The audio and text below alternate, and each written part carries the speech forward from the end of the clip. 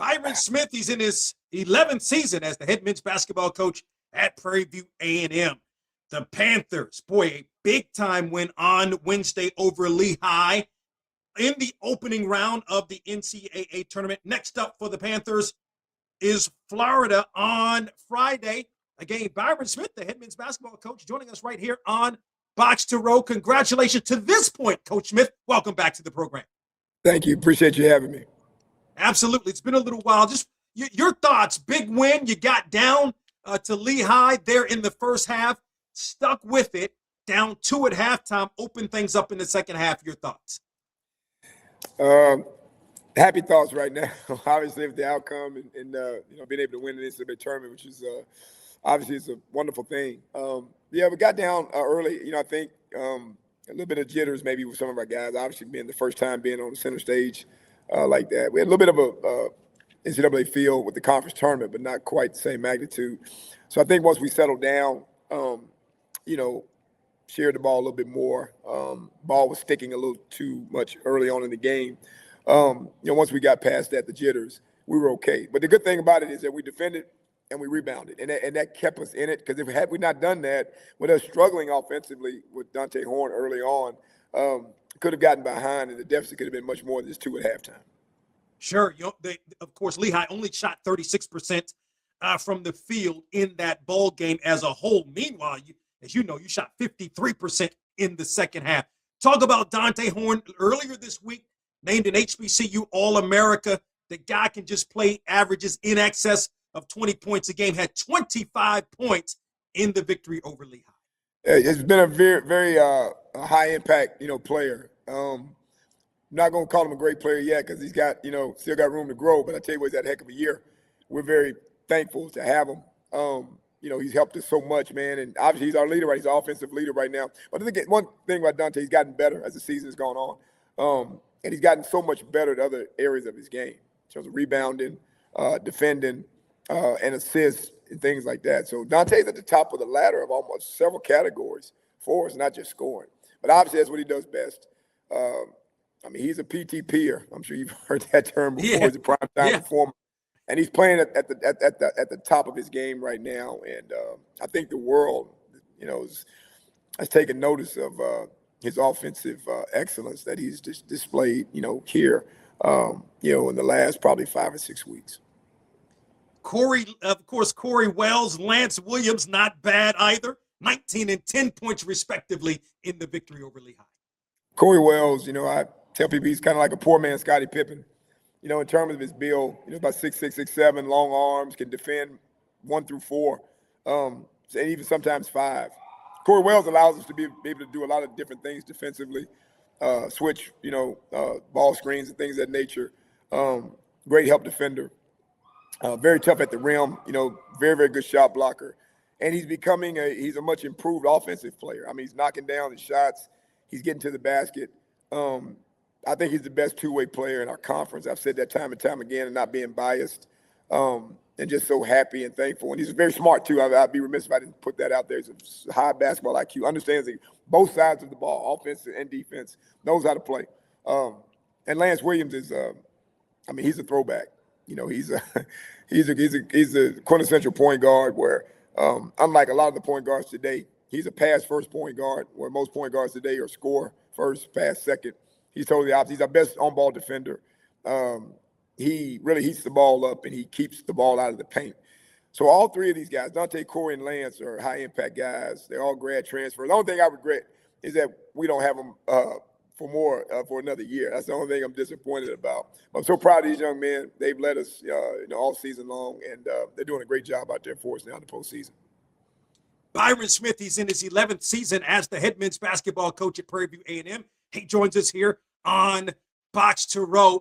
Are there any similarities, if I can take you back to that 18-19 team? That was the last time you won the SWAC tournament, made it to the NCAA. Any similarities between these teams? It is some similarities in terms of toughness. That team 18-19 was tough as nails. And I think this team now is a little bit bigger. We had Dennis Jones at the point back then, and Dennis was lucky if he was 5'10". And Lance Williams was probably shade over 6'1". Gary Blackson was probably right at about 6 foot. He was our main scorer. Dante Horn's probably right at about 6'4". So this team's a little bit bigger, but very similar in terms of the toughness, getting after it. I think this team right now is a better rebounding team than that team in 2018-19. I think the team in 2018-19 probably is a little better quickness, probably a little bit grittier because they had to be because they were smaller. But there are some similarities. But I tell you what, 18-19 and 25-26 have been my best teams, and man, I'm just so thankful to have had an opportunity to coach that team and to coach this team right now presently. Was there a particular turning point in the season? In other words, you've won 8 straight games. You got the winning streak started against Jackson State on February the 26th. Was that game a turning point? Was it something in that game a turning point? Was there another something you could point to that was maybe a turning point in the season? Absolutely. I have to give a lot of the credit to how we're playing to my, first assistant, Spencer Robinson, who tell people all the time he's one of the best assistant coaches in the country. And every athletic director that's out there has got an opening. They should give this guy an opportunity, give him a look because he's ready to be a head coach. When he implemented us switching screens 1 through 5, now the only way we were able to do that, because at the time we had a bigger, thicker, wider 5-man that wasn't, able to move as well out on the perimeter laterally. Keyshawn Mason. So we flip-flopped. We brought Corey Dunning off the bench, inserted him into the starting lineup. Then we were able to switch 1 through 5 in our ball screens because Corey can slide his feet. He can stay in front of guards. He's a laterally athletic guy, not necessarily vertically, but he can really move his feet. And he can switch out on a quick point guard and be able to, stop him from just driving by. So when we were able to do that, that's when we took off. I know exactly when it happened. It was before that Jackson State game. We just started to really perfect it in the Jackson State game, and we just kind of took off from there. But the switching 1 through 5 ball screens, that's when things took off for us as a team, and we haven't looked back since. Byron Smith, he's the head men's basketball coach at Prairie View A&M, joins us for a couple of more moments here on Box Row. Look, Nolan Smith was named the HBCU Coach of the Year, right? But you got some consideration. Look, this is a 5-20. Just saying, Coach, like you were 5-27 last year to make the run. You're 19-17 now to make the run, 8-game winning streak. Just talk about the turnaround. Like what was it about coming into this season that you maybe felt like this is something different? Well, first of all, even though we're 5-27, I never felt like we were 5-27. So that's part of it right there. We lost a lot of close games. Last year we were just too small. I mean, I'll be honest, we were just too small. And we just didn't have guys that didn't really fit what we were about. They were good young men. They were good people. They did the best that they could, but it was just a contrast in style of how we wanted to play, and it just never worked out. But I never lost confidence. I never lost faith in myself and my staff. We knew the type of players that we had to, and it's very challenging because obviously with no NIL, we're not paying one player on our team. Wow. I'm going to say that again. Wow. I want to be clear. We're not paying one player on our team.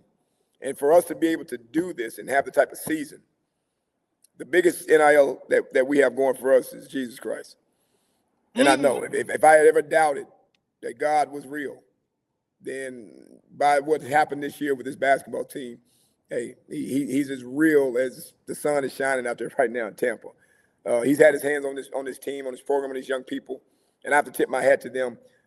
These players, man, they are great human beings. They're very good basketball players, but they're great human beings. They've been reared right. Their families have done a great job in raising them. They're very responsible. They're accountable. You can coach them. You can get on them, and they respond in a positive way. And they are everyday guys. They come to work every day. And the thing I respect about them the most, even when things weren't going well, we had a couple 3 games losing streak, you couldn't tell. They would come in and work as if we had won 5-6 in a row. So when we started to win 5 or 6 in a row, you know what? They earned the right to be in that space. So I'm so proud to be their head coach. I mean, this is a great group. Again, my only sad thing about it is that we don't have them for another year. I would love to coach these guys another year, but we're going to try to push this thing out while we have them and do the best that we can to go as far as we can go. And not to take you too far back in the weeds, but I mean, look, you won that tournament, and then the 2021 season, you were undefeated in conference play, and then there was some lean years. The next 4 years were lean, to say the least. I mean, to your point, never doubted yourself and kept fighting to get to this point. There were some extenuating circumstances, and I'll try to be outline them and be brief. The first one was COVID. COVID hit right at that 21-22 season after the last really good year that we had, 2021, where we were undefeated in the conference and lost to Texas Southern in the conference championship game. So COVID was going on.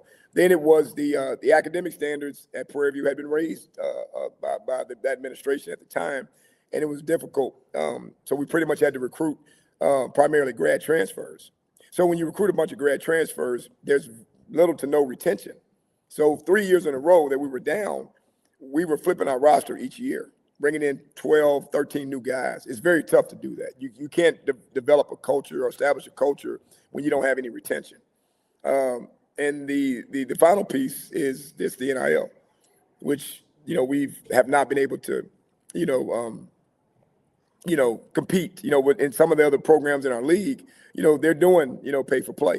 And we just have not been able to compete with that. So this team this year was just, like I say, by the grace of God, we were able to put together a group of young men that had a chip on their shoulder, had something to prove, that said, you know what, Coach, yeah, I would like to be compensated, but if you guys don't have it, that's okay, right? The love of the game clause has been exercised by all of our players. And it's showing right now with us being in the first round against Florida. That's just a testament to these guys just coming in and having a plan and wanting to go out with their last year. Because, I think we've got maybe 2 to 3 guys that may return next year. The rest of our guys this is the last year of their eligibility. So just been a fantastic group to work with. And man, I'm living the life right now, living the dream, as they say, as a Division I coach, coaching Prairie View. No doubt about it. Appreciate you sharing those thoughts. Last thought, Coach Smith, we appreciate the time. Your reward for the win is now playing Florida, the defending national champs. Your thoughts on the Gators? Hey, man, probably playing the best right now, even though they lost in the semifinals against Vanderbilt in the SEC tournament. Before that, man, they were on a tear. I mean, obviously one of the best top 4 teams in the country right now. They've got size, they got length, they got athleticism, they got skill, they've got IQ, they've got a wonderful staff that's coaching them.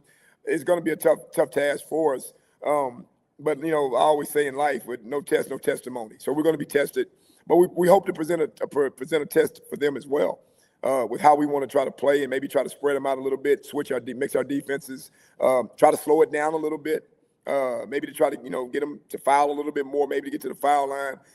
But we're definitely going to be tested as a staff and as a team because I think they have a chance to be right back, making a run at it. Unless Prairie View can knock these guys off tomorrow. If we don't, then I think they have a chance to run the table and be right there in the Final Four again. I did say last thought, but do you get a chance, like especially today, Thursday, do you get a chance to watch, enjoy some of the games? No. No. Yeah. Because, your mind is constantly on the next task. We got film coming up, we just got, guys, we got to, make sure we got to think about changing up the lineup a little bit to try to, offset some of the size. So you really don't get an opportunity. You can sit there and watch a game, but you're not really enjoying it as you're asking because you're thinking about, what's going on tomorrow night at 8:45 or 9 o'clock. So, but the fact that I'm alive, the fact that I have breath in me, the fact that I'm here with a group of young men that I feel have special character, the fact that, I have my family that's so happy and supportive of the success that we're having, an institution that's been revitalized and super excited and happy, and a lot of proud people that wear the purple and gold. And, I have an awesome God that has given me a wonderful opportunity to lead young people, to be the leader of men. That's where I get my enjoyment. But I will be even happier tomorrow night if we're able to keep this thing going, I'll tell you. And if we can win this one tomorrow night, I don't know. I don't know where I would be on Saturday morning. Maybe I'll just say, hey, I'm retired. Hey, I'm gonna yeah, you quit. Yeah, you go out while you're on top, right? Love it, Coach. Very well said. Byron Smith again in his 11th season as the head men's basketball coach at Prairie View A&M, joining us right here on Box to Rug. And the Panthers play in Tampa tomorrow, 8:25 Central Time, 9:25 Eastern Time tip against Florida. Coach Smith, appreciate the time. Continued success to you and the Panthers. Thank you, man. I appreciate you having me. It's been a lot of fun. Thank you so much. Yes, sir.